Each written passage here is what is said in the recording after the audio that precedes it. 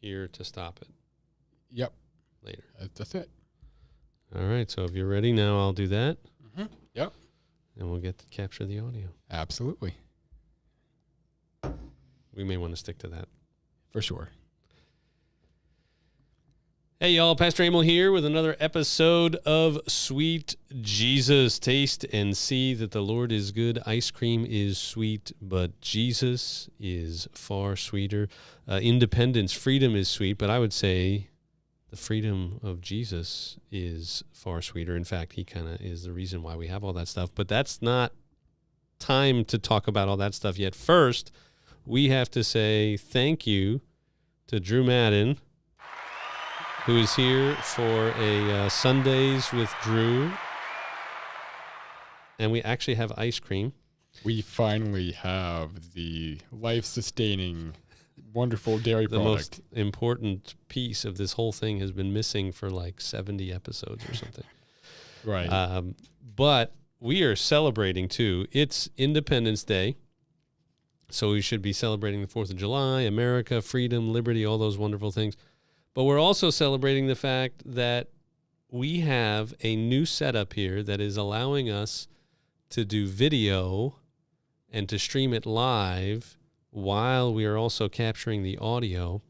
And I had been doing some makeshift stuff with that for a while with my phone and then a couple of other things here and there. And it was crummy. And Drew is such a perfectionist when it comes to audio video stuff that he went out and did all this yesterday with a new computer. We got the camera. We got this whole setup. And wow. I mean, what can I say? I just see problems that drive me so crazy, and then I just have to solve his problems. So all I have to do is hang around you and let you see all my problems, and you will try and fix them. I mean, I can't fix you. I can fix technology problems, but I sure can't fix you, man. I'm sorry. Well, I know that. That's what Jesus is for. But I'm thankful. And so here we are on Independence Day. With ice cream, good company, good friends. So I hope you all are, enjoying your Sunday, hopefully your fireworks last night. Oh yeah. And but of course, we wouldn't be Independence Day without us, recognizing and remembering those who have, veterans, members of our armed services who have, given their time, their lives, and their fortunes to give us what we have. Freedom isn't free, as the saying goes. As the saying goes, indeed. And I am thankful for all of those who have fought for freedom. I understand some of the concerns that people have about, hey, our country's not perfect, and I agree, our country's not perfect. It probably never will be this side of eternity. Although, of course, we differ on maybe all that stuff, but I think it's the best system we got right now. A pretty awesome. Mm-hmm. I had a professor in seminary who said something like, God doesn't really say what kind of government you should have, mm-hmm. but what we have appears to be the least evil of all the choices available. That we have currently come up with, yeah. And so that. I would agree. This is a darn good system, and it's done an awful lot of good for me, for my family, and maybe not everybody feels that way all the time, but I think it does do the best for the most at the moment until we figure out a way to do something different. But freedom is awesome, and you have allowed us to have the freedom to broadcast and do all this kind of stuff at the same time. I have some leftover still from our celebration last week. What a celebration that was. That was quite a celebration. And Creole Creamery ice cream. Oh man. We are going to have to talk to them about sponsoring, because this could be could be a very sweet deal. A very sweet Jesus deal. I have all three of the there was 3 flavors plus vanilla and then strawberry. Cafe au lait, chocolate amaretto cheesecake, Cookie Monster, which is like a combination of cookies and cream and cookie dough ice cream kind of put It's together, but my not that. favorite. That doesn't do justice to explaining it. But I've got all three of those. Drew's just got Cookie Monster and Chocolate Amaretto Cheesecake. And so if you are enjoying something somewhere, it's a little early maybe for dessert for you. This is dessert. I'm considering dessert for my breakfast. And then we can have dessert with lunch, and then we can have dessert with dinner. So basically, you've become one of the hobbits from the Lord of the Rings, right? Second breakfast, yes. Yes, absolutely. So if you're around and you got something sweet nearby, grab it and taste it. And remember, taste and see, the Lord is good. But yes, I hope you're able to join us here live, hopefully, if everything is working properly. I think so. I got it up on Wonderful. Facebook. Nice. Yes, yummy. Absolutely. Nice. We're getting live interaction. We are. This is so cool. So cool. So today is, Independence Day, Freedom Day, America And- Day, America Day. where we, essentially wrote a nice little missive to King George III and said, "Hey, buddy, I'm sorry, but we need to part ways at this particular juncture. We won't be sending any more taxes. Yeah, taxes and by the way, sorry about the tea we dumped into Boston Harbor. They weren't exactly sorry about that. No, I think of they course probably not. had a lot of fun. Oh, absolutely. Which I think, like, in today's money, the value of that cargo that the Sons of Liberty dumped into Boston Harbor was like at least several $1 million in like Wow. in like today's money worth of tea. It's like quite a I believe that. not a insignificant blow to the Oh, yeah, no. Tea was a pretty hot commodity. It was something that they were willing to travel around the world to get.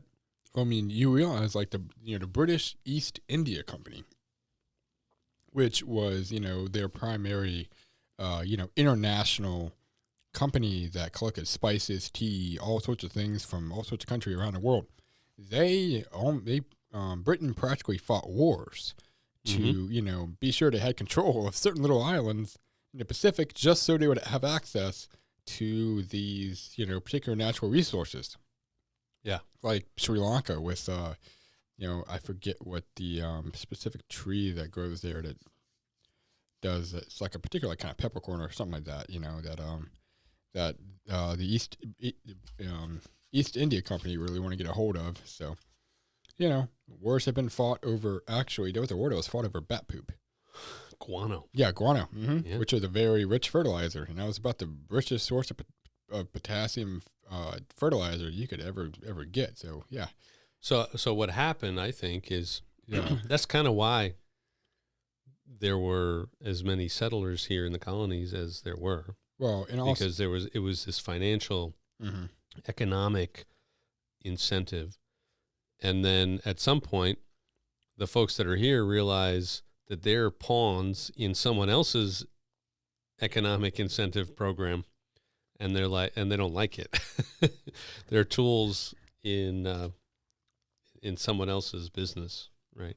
The initial argument from like the first Congress was taxation without representation. Yeah.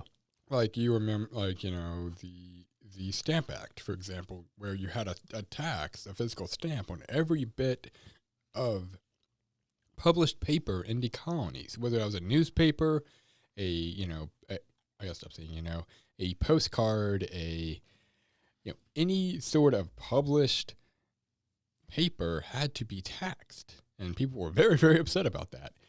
Right. That and the Quartering Act, which at the time, You could put soldiers. before the and- before the Revolution, you could be forced to give housing to your own personal house to British soldiers or British officers to board them, and that's why we now have, I believe it's the Fourth Amendment. the Fourth Amendment. Yes, the Fourth Amendment that says you shall not be forced to give board to soldiers in time of war. among other things. But Yeah. yes. Well, it's an amazing history, For sure.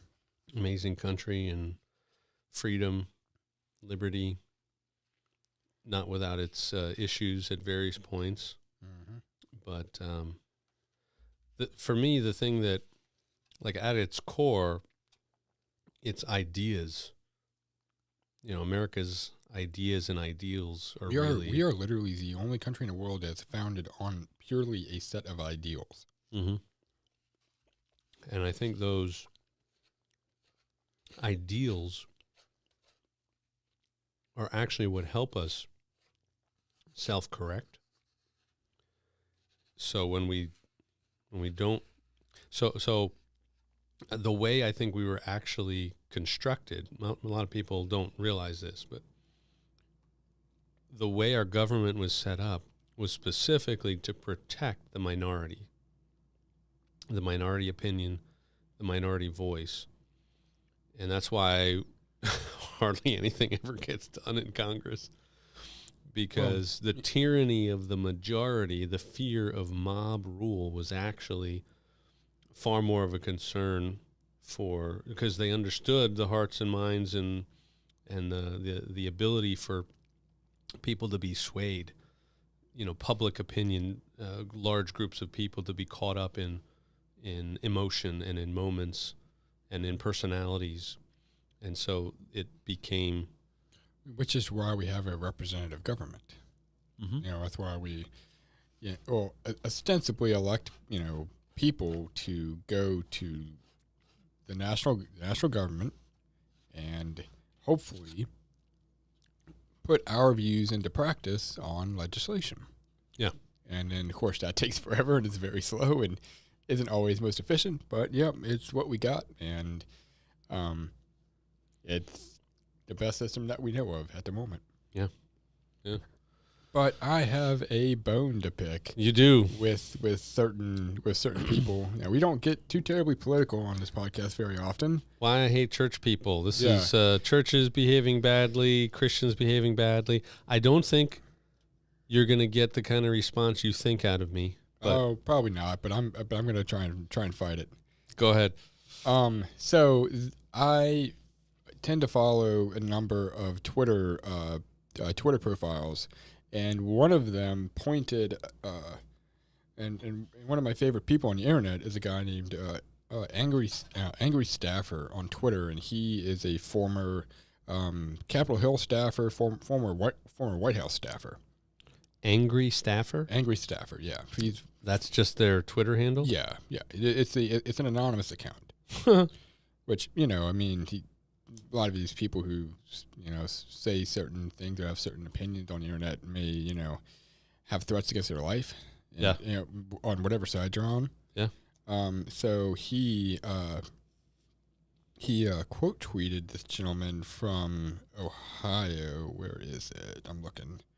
Hang on.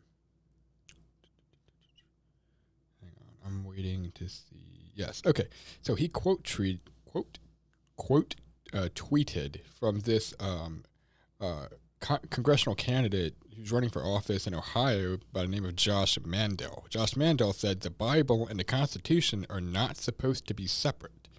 And Angry Staffer goes off like, except for the part where they are supposed to be exactly that, you mean?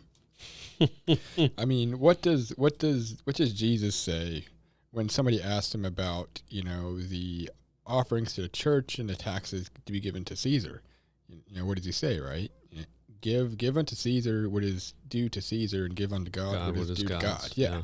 And in the Establishment Clause of the Constitution, it says there shall be. Let me actually look up the Establishment Clause. Yeah, because we were talking about that. Congress shall make no law respecting the establishment of a religion or the free exercise thereof.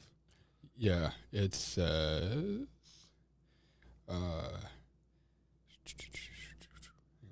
trying to find the actual deal. Yeah. Congress shall make no law respecting the establishment of religion or prohibiting free exercise thereof. So, so Josh Mandel is essentially he's trying to make it the position that the Bible and the Constitution should be together, which well, but here's the problem. Okay, I understand what you're saying, right. but at the same time, if you read the Declaration of Independence, it is very biblical. Jefferson was a deist, and he does make several references to the idea of all men are endowed with certain unalienable rights by their creator. Yes. Now, he doesn't necessarily go into detail on that. No, but the reality is that the Bible informed just about everyone that was a part of the beginning of this country. Now, that's not to say it negates what the First Amendment says, but what we're seeing today, why people I think tend to get a little riled up about a lot of this stuff, and why there'll be millions of people that quote tweet that with positives, amens and stuff, right, is because more and more often the Bible is being pushed away and kind of sold as this tool for oppression and evil and get it out of here. I don't want anything. And they'll even go so far as to say, like, if you talk about the Bible or reference the Bible in your defense, that doesn't count. Meanwhile, every single one of those people that signed that Declaration of Independence, I guarantee you, I mean, I don't know for sure. I'm just like, I haven't investigated each person, but I'm quite sure that all of them used the Bible at some point. I mean, Jefferson made his own version of the Bible. Well, he did. Which is interesting. He ripped out all the miracles and all references to supernatural. Should give Christians who are kind of trying to get the Bible back in vogue, so to speak, to be cautious because whose Bible and all that kind of stuff. There are issues with it. Sure. But the idea that our founders, when they put this whole thing together, they said that this whole thing will fall apart if we don't have people that have a common set of beliefs, a common set of foundational ideas about life. Which is why when they said it, when you kind of set up this representational democracy, the founding fathers really only envisioned white landowning men of property probably to be representatives in the government. All the more reason for us to be teaching the Bible everywhere we can, because more and more often the people that aren't the white rich landowning of the 18th century, the people that aren't those things even today aren't getting a lot of that basic foundation to life. And Jesus has a spot where he talks about, anyone who hears these words of mine and puts them into practice is like a man building his house upon a rock. Right. Wind comes, all these things come, and nothing takes it down. But a foolish man who doesn't do these things, it's like building his house on sand, the rain, and all the flood comes and wipes away the house. Great was its fall.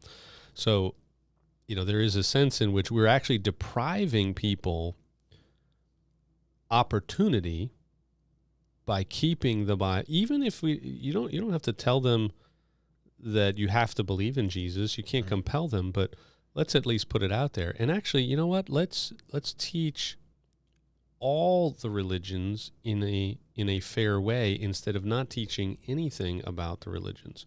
Because that's actually what's happening. Our country is actually unique in that. This country that was so grounded in religious freedom and a spiritual life that was vibrant is unlike any of the other developed nations in the world who teach all the religions in their school, where people actually have some kind of essence. They get the essence of all of them. They see their similarities, they see their differences, and it's up to them to decide. The government isn't telling them which one, but let's at least talk about it. Why can't we talk about it? I would agree with that. What is it that's so evil about Christianity and religion? And I know there's lots of... I think the thing that gets most people's goat when it comes to these kind of things is that people who aren't, who are more secular in the population, they hear so much, from the, more Christian side, constantly making references and constantly, constantly shouting their, their views from the rooftops, and some people take it as, some more secular people will be like, my goodness, yes, I understand what you're doing, but Mm-hmm. you can do your own thing without trying to shout at us and make us try to get us involved into it. Well, and, Christians today, I don't think are anywhere near the kind of Christians we had 250 years ago. Mm-hmm. I think our Christian population, probably in part because of what we just talked about how Bible's being kind of pushed away and it's not being taught, religion and morals is not being taught. Even Christians don't really know what they're talking about, and they don't understand the essence of Christianity. So all the more reason for us to not, it's hurting us in every way. I don't think it's helping us. And actually, there's a quote here. Scott put a comment on here. He's quoting John Adams. I don't know if you saw that. No, Our Constitution was made only for a moral and religious people. It is wholly inadequate to the government of any other. I saw that, yeah. And apparently there's also two other quotes that he apparently said. As the government of the United States of America is not in any sense founded on a Christian religion. And then he's also supposed to have said, this would be the best of all possible worlds if there were no religion in it. So I'm not sure which of the three he actually said. Well, did you ever see the... Because anybody can make a fancy looking quote box with a image of the person who's supposed to say the quote with a nice little quote underneath it. I get anybody that. can make I get that. But that is the message of many of our founders. Sure. The Federalist Papers, it's in there. Mm-hmm. And those are the ideas going into what become our founding documents. And sure, there's a tension, no doubt. There is absolutely a tension. But you can't give people freedom without also helping them understand what it takes to maintain that freedom. Which is you can't give them freedom without helping them understand how their freedom interacts with the freedom of other people. Right? So right. I am free, but I'm not free to just punch you in the mouth. Right. Because now I'm infringing upon your freedom, and now I go to jail. That's a very simple, basic. Yep. But then also, when you so this is actually today the idea. And you're going to bring up the corollary. I can't pronounce that word. Corollary. Yeah, that to that being that people you're going to bring up the opposite to that, is that you believe that secular people are actively trying to restrict the expression of Christians. Would that be correct? Well, that's not what I was going to say. Next is that you. Well, I kind of take the words out of your mouth, and I'm sorry. But what were you going to say? So what I was going to say, which maybe that's connected, I don't know. That's not where I was thinking, though. What I was thinking is that freedom today is this idea that as long as I have absolutely no restrictions, then I am free. As long as there is nothing that hinders me, there is no restrictions whatsoever. That's when I'm free. But actually, I think what the founders understood was that freedom was not a freedom from restrictions at all. Right. Any kind of freedom, any kind of restriction whatsoever. But choosing the kinds of restrictions that help me stay the most free, and also maintain a what we would hope would be an orderly society, a moral society that allows people to experience freedom. Right, which is why we have laws and and certain societal norms and rules that are in place. But they also recognized how awful government can become. And which it absolutely can be, absolutely. And how can you hold government accountable when you don't even know how to hold yourself accountable, which is also true. or are unwilling to hold yourself accountable, That's a very difficult thing. or you don't even know what to hold yourself accountable to. Right. Mhm. And so you see, the more that we have eaten away at religion and morality, and actually there are some leading secular people Mhm. in academia that are writing books about the fact that America needs to get religion and fast because it's destroying us. Secular people. And I wish I remembered, I had thought about this before we sat down. I didn't. But there are a couple of books I could probably dig up quotes for, or references to authors and titles that discuss that very thing. And I think they're proving the founders correct. And as much as it bugs you, because the way they said it is maybe not right. I mean, well, and even more so than that, what bugs me is how some of these people running for office are making very performative statements to, put their religion and their profession of the faith on a pedestal. Yeah. As a core part of what they're running on. Everybody's doing that. Well, it's called virtue signaling. Yes. Yes. But it's like, wait a minute here. Didn't Jesus teach people to be humble and to be cheerful servants of their people? Well, which is why I often say, right, it's really difficult to put Jesus in any kind of political system, because which is true. Political systems, by their very nature, are run by people. The exercise of power, Mhm. and Jesus ultimately laid aside all of his power. Right. Which when you think about that, that's a pretty, that's quite an anomaly when it comes to humans. But it is an anomaly. But do you know the only person that we know of that did that? George Washington. George Washington, in his farewell address, that man they would have made him king, and he set it aside. And he said, "Nope, I cannot do that because." And what was it that do you think gave that man the capacity to set aside power? Was it because they had kicked religion to the side and thrown the Bible away, or because he had his Bible and his Declaration of Independence side by side? I would argue that George Washington had a lot of foresight, and he knew that if people are very likely to be power hungry and very likely to, once they have a grip on authority and power and money, that they will do whatever they can to keep a hold of that. He was smart, but you're missing the point. Right. It doesn't matter how smart he was. He was so smart, he probably also knew that they would have let him stay in power forever. Oh, for sure. I mean, they wanted to call him King George. Yeah, he had the new King George. Yeah, which is quite ironic, considering you just fought a war trading one king for another. Yeah. Right? That's what humans tend to do. Yeah. So he was able to do that, I don't think because he was smart, but because he had integrity. He had things that are not just taught in textbooks and in universities and all. It comes from the metaphysical, the spiritual. It comes from a realm that we have largely discounted, and I'm not saying that I think that the way it's paraded around is great.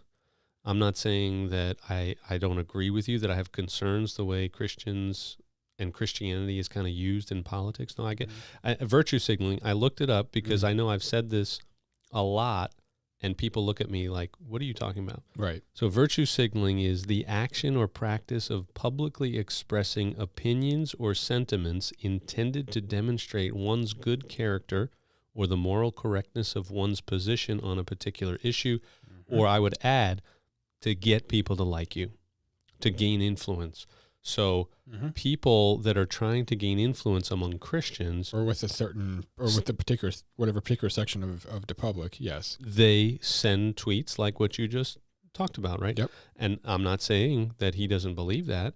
I'm not saying that he doesn't honestly fit in with that, but I'm sure that not everyone does. I'm sure that not everyone who says things like that is necessarily doing it for,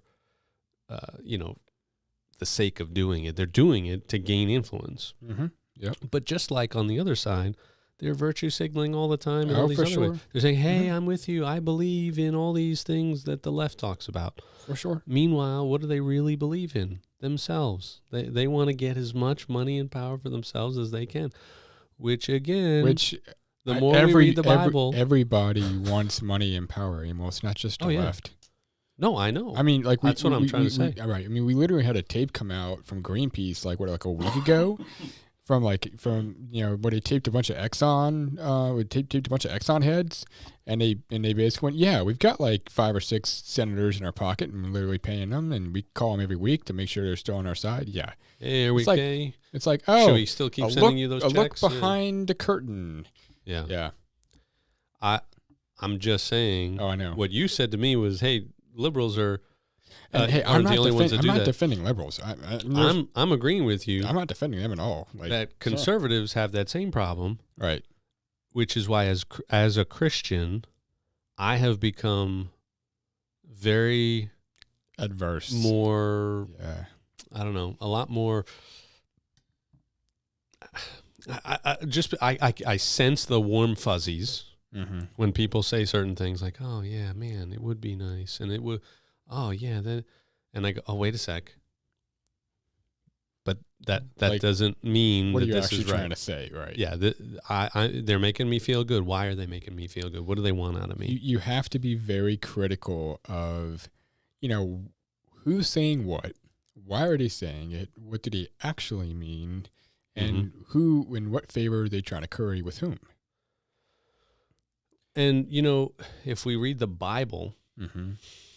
One of the things that the Bible teaches us, although, again, most Christians and even, I don't know how many pastors are even well aware of this passage, but it's been a passage that stuck out to me a few years ago, and I haven't really been able to shake it. It always seems helpful.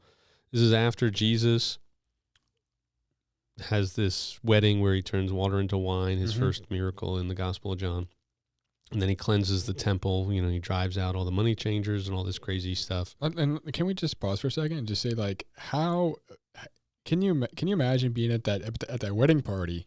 Imagine how lit that must have gotten when Jesus literally changes all of this water and these jugs of water, 180 gallons or something like that. Yeah, like that had to be a really awesome party.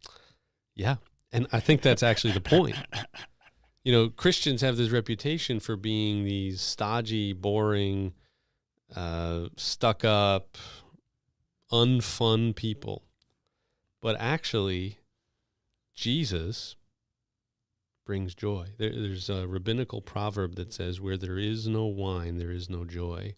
So it equates wine and joy. And when you look in some of the prophecies of the Old Testament, it talks about when the Messiah comes. Jesus is actually saying, I'm the Messiah when he does that. Because it says, I think it's in Joel, that Joel and Amos, I think, both have prophecies that discuss the Messiah and wine. Right? And one of them says that the mountains will drip with wine. There will be so much wine that the mountains will just be oozing wine everywhere. Like imagine, like Willy Wonka and his chocolate river, like a wine river. Which that's how much joy we're gonna have. Funny you bring up that movie. The original live action movie with Gene Wilder. In that scene where they're going down a river into the tunnel, Gene was the only actor on the boat who knew what was going on. The rest of them were complete genuine reactions. So genuinely freaked out. Yes. Which I think was genius on the part of whoever directed that movie. But there's they filled their pants, as one of my old professors would say. When they read the Greek, it would be they feared a great fear, something like that. And it was a way to say like they were scared, right? And he would say they filled their pants. I mean, I think that's quite that's quite a unifying thing about humanity, that we've all gotten scared enough at some point where our sphincter muscle was not functioning properly. Yeah, and I mean, it's like I love to, sorry to get so far off from your Oh, from it's your quote, fine. It's fine. but what were you going with? You were going through all the miracles. Yeah, yeah, it's just John chapter 2. He does the wedding at Cana, and then he cleanses the temple, which is a political statement. Jesus is kind of antagonizing the authorities there. And after that, I mean, he's basically going, "Hey, y'all are in my father's house, and y'all ain't welcome here anymore. Bye." yeah. Right. And then John chapter 2, verses 23, 24, and 25, it says, "Now when he was in Jerusalem at the Passover feast, many believed in his name when they saw the signs that he was doing. Right. But Jesus, on his part, did not entrust himself to them because he knew all people and needed no one to bear witness about man, for he himself knew what was in man." So Jesus is actually like, hey, I want to be like Jesus. Okay, don't trust people. Right? I mean, that's what he's saying. Which is, I mean, kind of life advice for success right there. Yeah. Also, the other problem with humanity is that we are naturally a very trusting bunch of people in a way. We want to be. We want to be, but humans make that very hard. Like, I mean, when you think about it, like, like in your sermon this morning, right? Like, your relationships are built on giving up a little bit of your independence, correct? Yeah. And part of that is giving a whole heck of a lot of trust to this person or a group of persons. Yeah. And then that's scary. What Jesus is saying here, I think, is that you only trust people to a point. Sure. And the only person that you ultimately trust completely is God. And if I were to make a case for belief in God, sure, is that if you have something else that you trust completely, it makes it easier to distrust everyone else to a healthier degree. And when they break the trust that you have given them, right, because you give them up to a certain amount of trust, you have to live in society. Absolutely. And when they fail you, when they break that trust, it's not as devastating when you have someone that you trust completely and that is dependable. And of course, we could talk about how people, I'm sure plenty of people have reasons to go, oh, he's not dependable, look at, right? There's all those kinds of things. But that's a very different, I mean, that's apologetics that explain and defend, and which we could certainly do. But our hourglass is very empty. much empty. Yep. Not that we have to stop immediately. Any other churches behaving badly, Christians behaving badly, or Independence Day thoughts, or... I didn't push back too hard on you, did I? No. That's a perfectly reasonable rebuttal. Everybody's going to have, their certainly a major difference of opinion there on, the place of God in schools, government, etc. But I think I mentioned this to you before. I don't think our founders ever envisioned what America is today. And so as much as I pushed back on you that, hey, they absolutely, the Bible and all that kind of stuff, but I don't think they envisioned what we have today. What they would have envisioned was essentially the various splinter groups cropping up in the aftermath of the Reformation and the Radical Reformation, and then the continued reforming and creation of splinter groups, Puritan groups that were then essentially persecuted in their homelands because of established religions. Right. Searching for ability to express that in and America. Be able to live as they wished without interference Free people. Without interference from other people. And that's the whole point. Yeah. Is that, you can do essentially as you wish in this country, as long as A, you're not interfering with anybody else's right, and B, you're not doing anything illegal, and you're free to do pretty much as you wish without interference from the government. So, where I was going with that, yes. Mm-hmm. Today, how would you as a Christian, not you, but, Right. theoretically, Sure. because I had to come to this at some point, because I grew up in New York, and New York was not this uniform No, I mean, place. if you like, all the different neighborhoods of New York are so. I mean, I have a very Drastically diverse. Yeah, I have a very low understanding of the vast diversity of New York City. Even the island of Manhattan itself is practically like 4 neighborhoods or 5 neighborhoods in the stretch of that one little space of thing. Well, there's probably more than. Oh, for sure. It's like every square block is a neighborhood. Right. And you were saying you don't think that the founding fathers had any concept of the not only the diversity but also the population. Yes, there are more people in New York City than were in America, probably for the first, I don't know, several decades. Yeah, very likely. In New York City, the 5 boroughs and probably about the 5 boroughs, you have 20 times what's in New Orleans. Mm-hmm. If you add the metro area, the New York metro area, we're talking about 20 million people.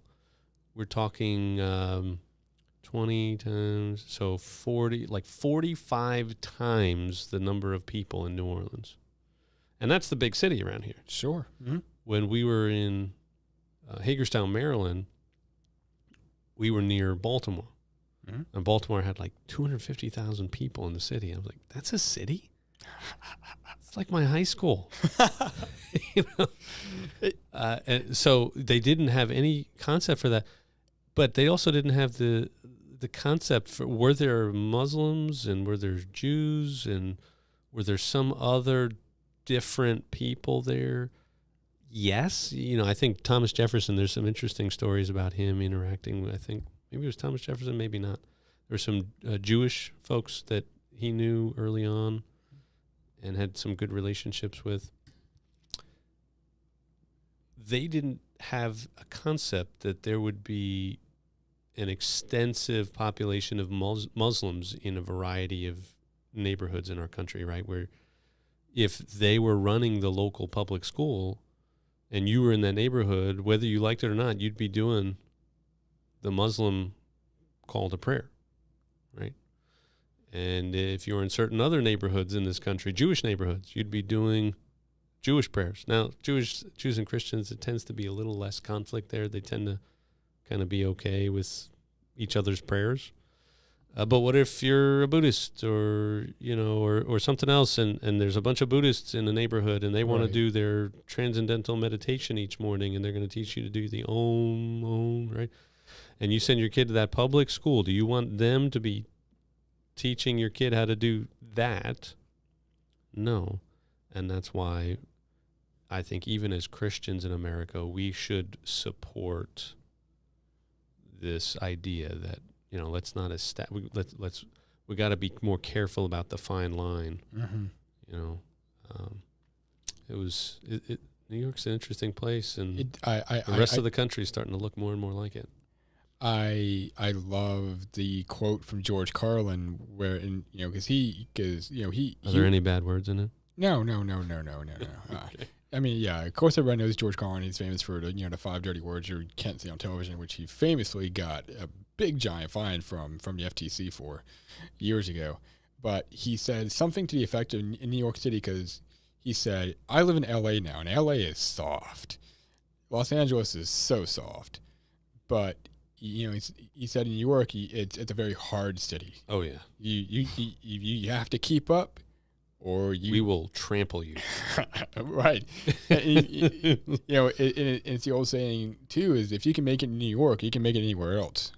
If I can make it, I'll make it anywhere. But hey, I'm happy with. I'm kind of partial to New Orleans in its own special weird. It is kind of an interesting city, I have to say.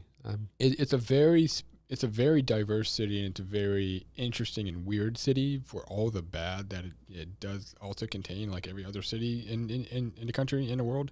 But I do love the fact that, people have such a less care of, like, other people's presentation of themselves. Like, yeah, you can kind of just do and be who you want to be in New Orleans, and nobody really looks at you twice, which is kind of nice. There is a little bit of that in New York too. Oh, for sure. I mean, everybody knows the naked cowboy in Times Square. Like, everybody knows that guy. Like, come on. You're not usually surprised. No, I mean, yeah. I mean, did I ever tell you the story about the subway? I don't think so. So my wife and kids, we were going to Manhattan. It was a Sunday morning, and we were actually trying to get to a church service in Manhattan. Oh, okay. We figured we would beat a lot of the rush for whoever would be going. It was around Christmas time, and we figured people would be going in to see stuff around Christmas time. This was a couple of years ago. Sure. And we get out of Penn Station, took the train in from Long Island, and we go to the subway. We're getting ready to get on. And there's this two cars pull up right in front of us. So there's two separate cars we could get into with two doors. And there's a whole bunch of people waiting to go into that one. And then there's just a couple of people in front of me that want to go into this one. And the car is basically empty, where that one's kind of full. So the lady in front of me, or two, I think it was two different ladies in front of me that walked onto the subway. That walked onto the car. Onto the car on the subway, yeah. Yeah, yeah. And immediately started like making faces and like covering their face and like, I think I know where this is going. And I immediately remembered. Yeah. It was too late because I was already walking as my wife and four kids. We're already in motion, and if you miss it, and you don't want to lose any of the kids, right? Like, oh God, I can't believe I left my kid on the subway platform. We got to go back. Right. And the one woman goes, and then the second woman, she turns and goes down the car. Right. And I see this enormous. I don't know if I should even. Someone went to the bathroom. So somebody left an enormous log. Ooh. Like fully formed on the floor.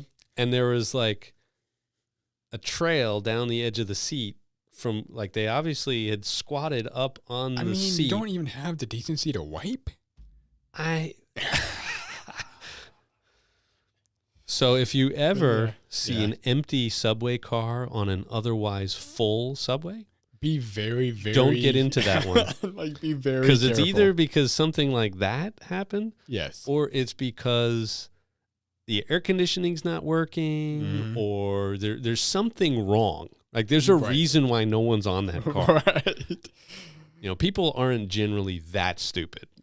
Yes. And then we're on there, and, at first it was, this horrified look. Just like, what? Oh, and then you smell it. Like, it filled the car. Stench. Sure, of course. Like, even worse than a really ripper, an absolute ripper of a fart in an enclosed space. I'm sure it was 100 times worse. Oh, it was worse.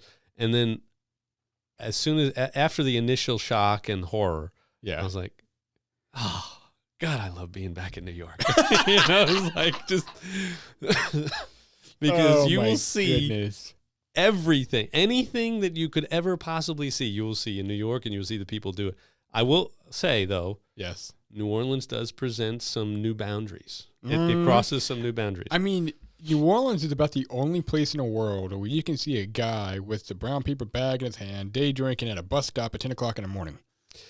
Or, maybe they have this in New York and I just don't know it, but there was some parade in the beginning of June that they were actually going to have this year, where it was like naked and unashamed, basically, like as bare as you dare, or something like that. They have the naked bike ride. Yes. Yeah, that's I'm like, that's a sight to. That's a thing, huh? That's a thing.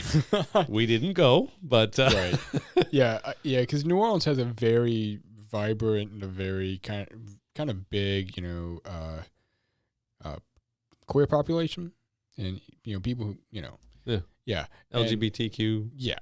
Like, New Orleans has a pretty vibrant community in that regard, and yeah, they do tend to be a good bit more open in that city because obviously, I mean, it's New Orleans, kind of anything goes, right? Yeah. Let the Catons roll, baby.